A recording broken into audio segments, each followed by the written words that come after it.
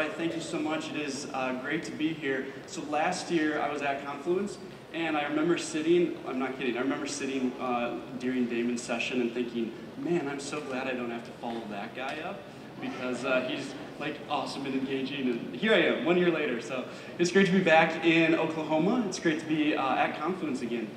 So I'm going to be discussing shopping ads today.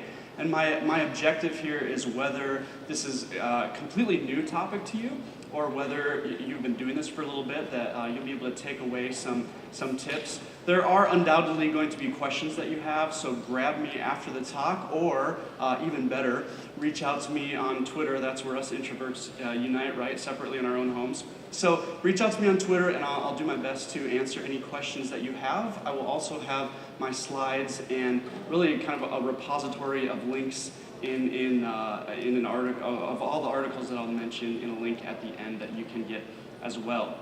So the thing with shopping to be aware of is that automation plays a big role in this. So really what's happening with shopping is that you're taking some product information, you're pushing that up to the search engines, to Google or Bing. They're taking that, and then dynamically on the back end, they're matching that to queries of which they think it should be matched up. So there's a little bit more automation going on, and at this point you're thinking, PPC, another PPCer who's telling us all this technical stuff. Where are the stories about candy? Well, honestly, I think whether or not you've been doing shopping before, I think automation is really an important thing to be aware of, because it's changing the digital marketing landscape.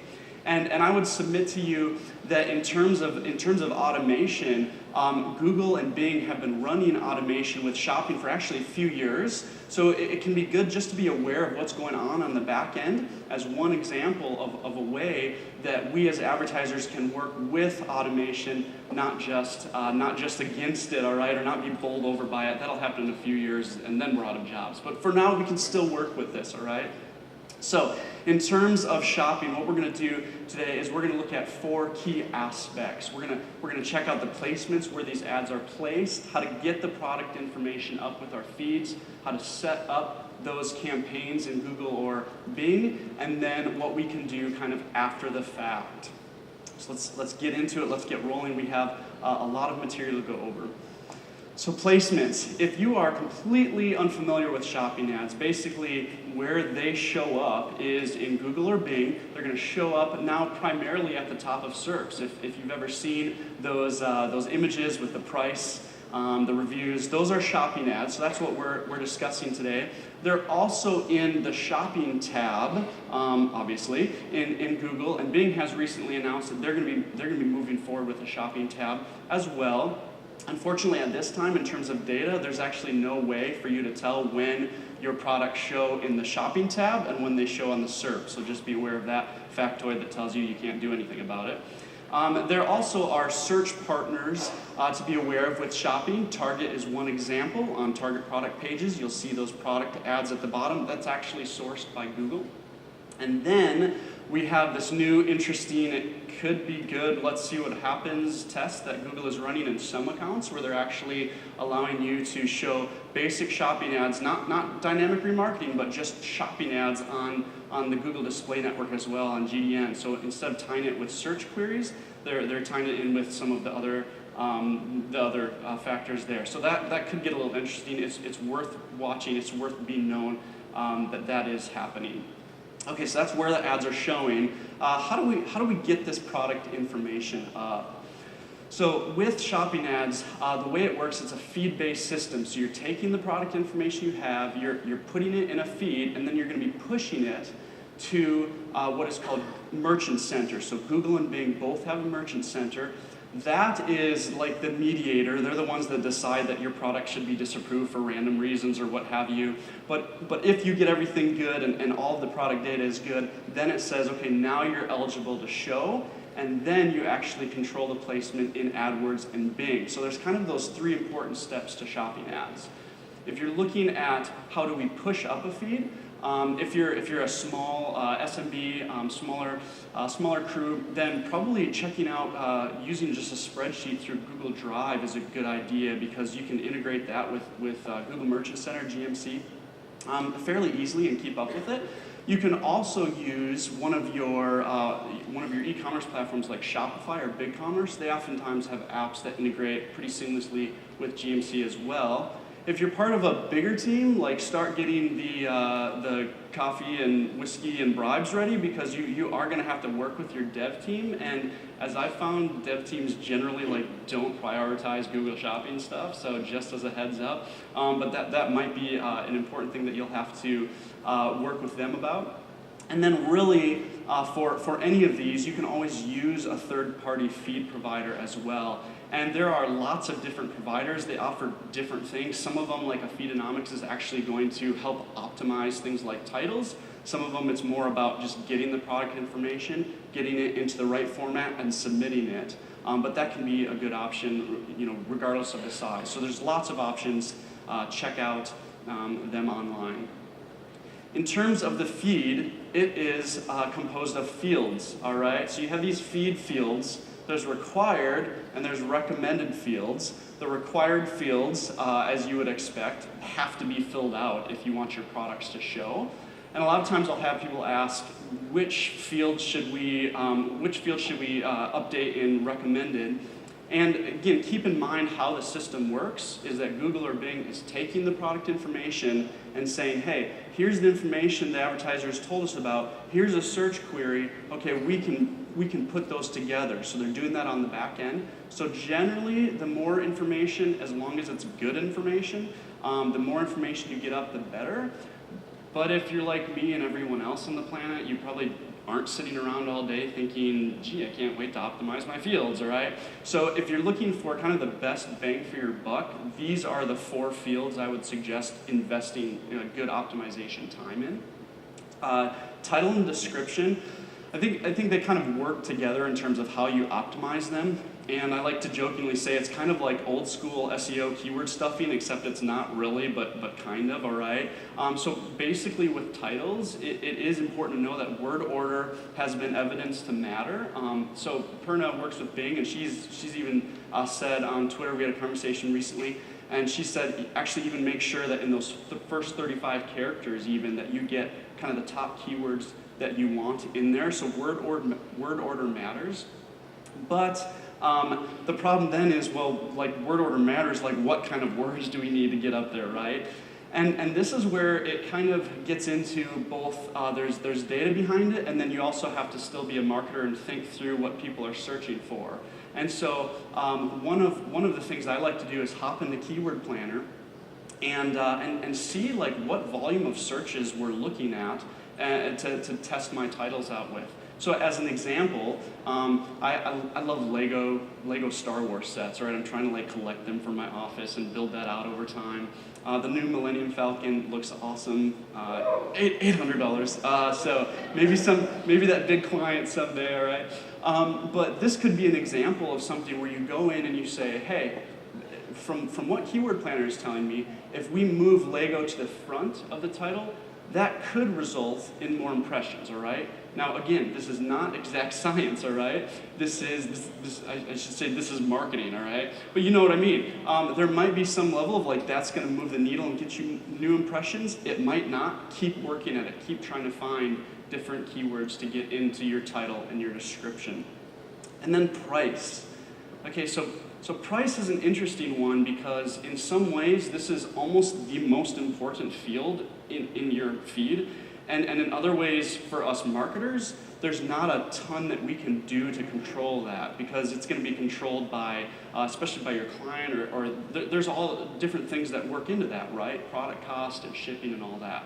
So admittedly, you might not be able to optimize this as much as you'd like, but I think with the price field, what's really important is to have an open line of communication with your team, because your team, your managers, because really people do respond very highly to lower prices in the SERPs. And so it is important to know, both with competition lowering prices and you seeing sales drop off, or likewise you also getting more traffic through that as well. So just keep that in mind, that price really is an important part of that discussion.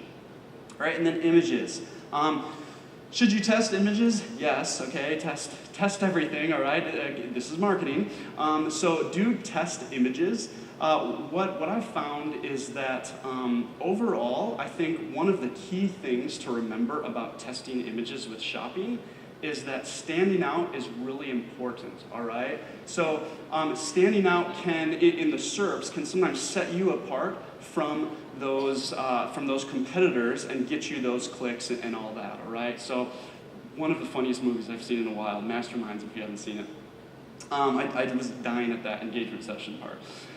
So the thing with images is, in terms of testing them for standing out, one idea here is testing both model and product images. And so here's an example of a SERP where it's primarily product focused, and yet this one retailer has thrown this model image there, and that could be something that draws clicks, that draws interest and conversion. So test that out, give that a try, especially if your competition is skewed all in one area. If you want more information on image testing, I'll point you to Perna's article, well actually her slides. Perna and I spoke at SMX last year on shopping, and she actually hit on image testing quite a bit. This link is, as I said, on the link that I'll be sharing with you at the end that has all of my articles and stuff that I reference as well. So if you don't grab it here, you'll be able to get it on that link. And then before we move on past feeds, I did want to hit quickly on feed rules. I don't want to get too technical in some things, but actually if you are newer to shopping or you're interested in learning more about it, feed rules can actually help you more, because what they do is they allow you to go into Merchant Center and, not including the dev team, all right, very important note, you can actually set some different title tests. You can try different things and manipulate the feed fields without including them. And I don't mean going against their backs. I mean, again, like you ask them to change titles and it could be like 6 months, all right, depending on the dev team, right? Depending on how much you've ticked them off the last time. So this allows you to get in and try things. You can even specifically choose one product to change something in it, to change the title and test it. So really an important thing. I think kind of an underrated aspect to Merchant Center that a lot of people aren't using. Okay, so now you have pushed up the product information for the feeds to Google Merchant Center. You have miraculously, let's say, had all of your products approved by Google. And now what do? All right, they're sitting in Merchant Center. Well, now you've actually got to get those into AdWords or Bing Ads and create campaigns around them. And this is where the advertiser part of it actually starts to work in. Remember I said shopping is the advertiser and automation kind of working together. And I think the crucial thing to realize on this standpoint is that we can stop at the automation and just throw one campaign up with all your products and then walk away saying, hey, Google and Bing got this, all right? But what we found out is that, you know, machine learning and AI and all that, they still have a ways to go, all right? So there are ways that we can actually organize our campaigns to present our products better to the right person. And the one thing I would say about that, and then we'll get into some specifics about organization, the one thing I'll say to that is, as you're organizing your campaigns for shopping, make sure that you are organizing them around actually allowing you to make better bidding decisions, and not just for the sake of like organizing, because that's kind of dumb, because then that just means more work and it's also like evil, okay? So don't organize just because you want to do something. Actually organize to make better bidding decisions. And so one of the key ways that I do that is by taking various product groupings that the client has included in the field. Like they've already done the work with their brand and their categories, and so you have these products that are like other products, all right? And what you're doing is you're grouping those into separate campaigns so that you can make bidding decisions based on, hey, these are all the Nike products, or these are all the sneakers or trainers if you're from the UK, or whatever you call them now if you're cool. And I mean, not always are the product categories going to nail it and be like products, but you get the idea. So you'll want to pull out your categories and your brands into separate campaigns that I like doing. And then kind of the next step is actually focusing then on bidding not just according to product category, but actually bidding according to query intent. Now here's what I mean by that, all right? So what I mean by query intent is search is a form of communication. And in fact, and this is kind of what drew me in years ago when I started, like in some way, search marketing is the most individually accurate form of marketing there is, because what you're doing is you're having an actual conversation in some ways, even if it's somewhat one way, because a specific person out there is telling you, this is what I'm interested in at this exact moment, and there's some sort of intent involved there as well. So if someone says, I'm interested in buying a lightsaber, all right, you can say there's a level of buying intent there that is different than someone just saying lightsaber, all right? And what you can do with keyword bidding is you can assign value to that and then set a max CPC, set a cost per click. It's an auction. Say, I'm willing to pay this amount of money because the buying intent is more. So it's really a big deal. It's amazing. I love it. Shopping, you can't do that. Shopping, you're setting your bids on a product basis and trusting the almighty Google or Bing to set the correct bid based on intent. But even then, you're still only limited to a certain max CPC that you have to set for that product. And so what you can do is you can actually separate out your campaigns so that you're bidding in shopping actually according to query intent, query buying intent. So it's this really phenomenally valuable strategy. I basically run it, I think I run it on all my e-com clients. And so this is actually what I spoke on last year, and then I wrote a Search Engine Land article on this as well that's this step-by-step. So I'm done talking about it now, but if you're interested, you can go check those out and learn more about that strategy. And then something I've been doing recently is I've been trying, by the way, this is my amazing daughter, one of them, and my wife's a photographer, so this is one of my favorite shots of her. But what you can do is you can actually bid by device and try segmenting things out that way. I've only been doing this a little bit, so this is somewhat of a, hey, here's kind of what I'm trying, all right? So be aware of that, and go ahead and try that. So if you've been running shopping and you're looking for some new ways to try to think through optimizing your data a little bit, consider actually pulling your devices out, because I've seen in my clients that they really convert differently. Try pulling those devices separately and bidding on them separately as well. And then a lot of people, they just say, hey, my account's too big, or I have lots of products, or I don't really feel like doing all this work. It sounds like a lot of work. First response, like, okay, that's not a great excuse, all right? You should do the work if that's what it takes. But also, admittedly, it can be kind of daunting, especially if you're looking at a huge account where you're running lots of shopping products. And so one of the things I'd say is, like, don't get overwhelmed. Bite off what you can chew, right? Take the top product brand, or take the top category, try breaking it out. Like just start somewhere and break it out over time, move it out over time, and watch that growth over time. Okay, so there's the setup.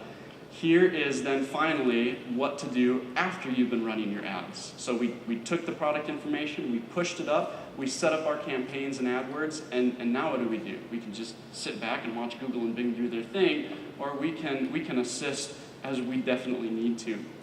And so I'm just going to basically toss out a few optimization tips that I've been doing that I really like, especially if you're running some of those more advanced strategies.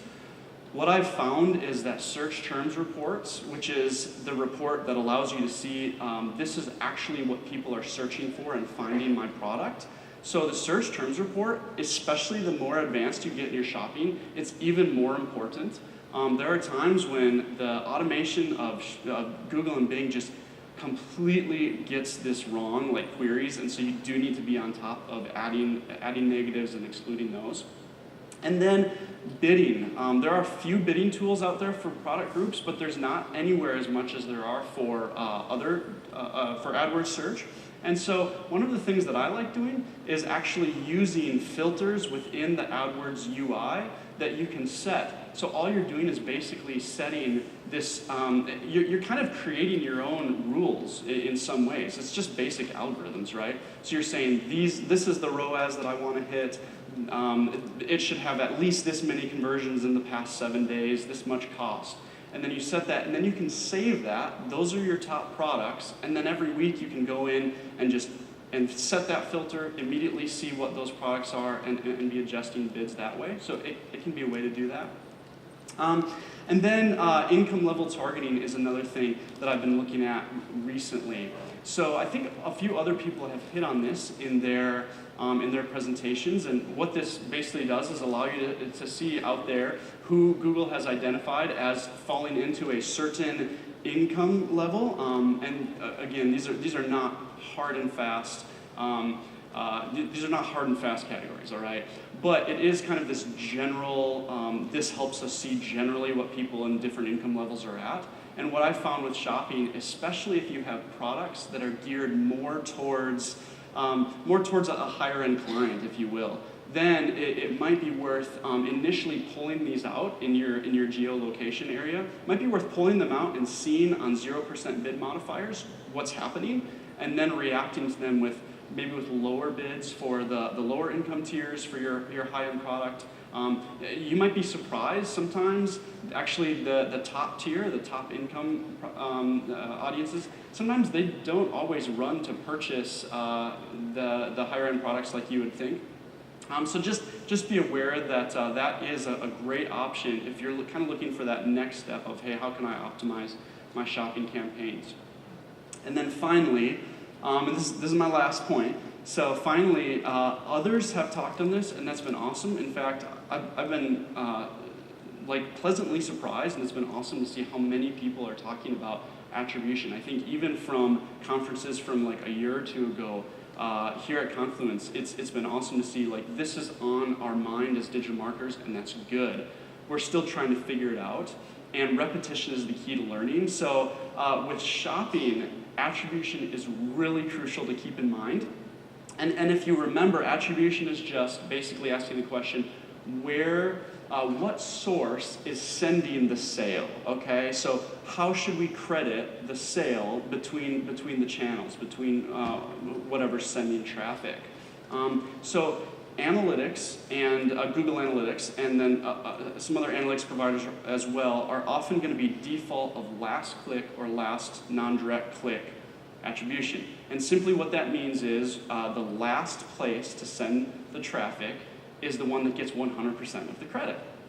Now, as has been pointed out, I believe someone pointed that out yesterday, this is not, we're increasingly seeing that this is like kind of a terrible thing, all right, if you're really hoping to identify value, and I really think that it is so in shopping. So here's kind of this tale of attribution woe that I personally walked through recently.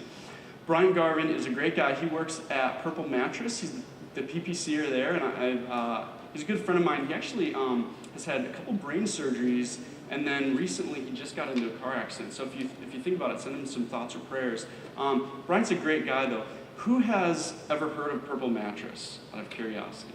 Cool, a few people, probably from their Facebook stuff. So they do tons of Facebook marketing. But the first time that I heard about Purple was probably a year and a half ago or so. I don't even remember. It was whenever Brian got the job, and so I did what a lot of us do. I hopped on Google and checked it out and saw some shopping ads, and I don't even remember where I clicked, but checked them out, saw the website, saw the prices. We have a mattress, we're fine, whatever. Well, for the next months, I don't even know. It was just kind of this ongoing story of the Williams and Purple Mattress. I would run across friends who were buying the Purple Mattress. They were checking it out. I'd see their Facebook videos. Maybe I'd click through a few times. I had a number of conversations on Twitter with people who liked the Purple Mattress, who were trying it out. I even bought one of their seat cushions that I use on flying. That's really cool. I would reach out to Bryant. Hey, kind of interested, any sales, whatever.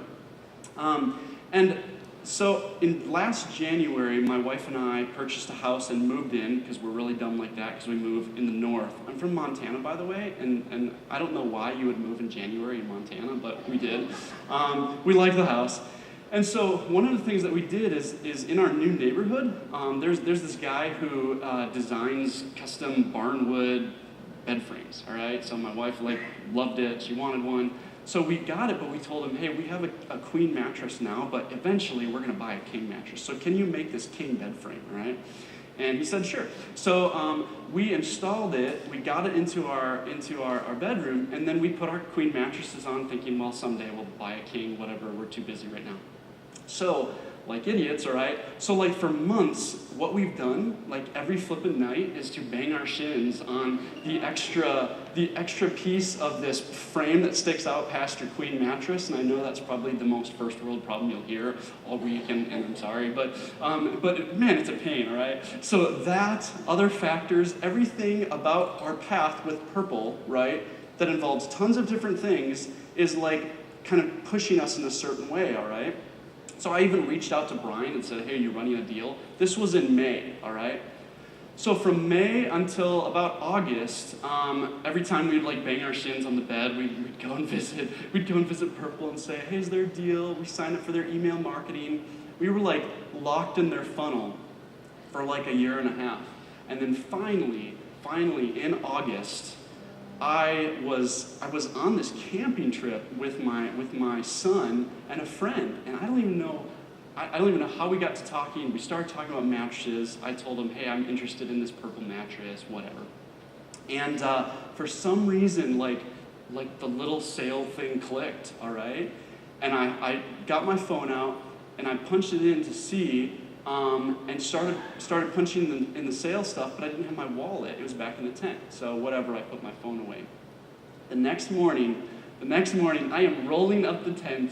I grab my phone. There's my wallet. Oh, cool. I grabbed it, and I converted on Purple's site for a $1,300 mattress from a direct click on my phone. All right. So yeah, track that funnel, right? Good luck with that. So that's an outlier situation. That's an outlier example in some ways of like a year and a half purchase effort. But in some ways, it's not an outlier situation, right? In a lot of ways, in basically every way, attribution is not linear, which means trying to track it directly from one source all the way to the sale is increasingly seen as a foolish idea. And to bring this back to shopping, the reason why this is such an important thing to realize in shopping is I've found with my clients that shopping is not often a last-click ROAS, a last-click powerhouse, because it's a comparison shopping engine. So people are seeing those ads, they're clicking on them, and then they're clicking on 7 of your competitors trying to see what the prices are, and then eventually they come back through organic or brand or whatever to convert. But if they hadn't seen that shopping ad in the first place, then they wouldn't have seen it. So if you reduce all your traffic and your spend from the shopping ads, you may actually start strangling the funnel of sales that are coming from all these other places that you didn't know. That's not an uncommon thing with lots of different marketing sources. I've definitely seen that with shopping ads, so just be aware of that. So thank you so much. These are the 4 key aspects of shopping that I think is important for you to realize. My name is Kirk. Connect with me on Twitter, and then here is the link for those slides and the articles I told you about. Thank you so much.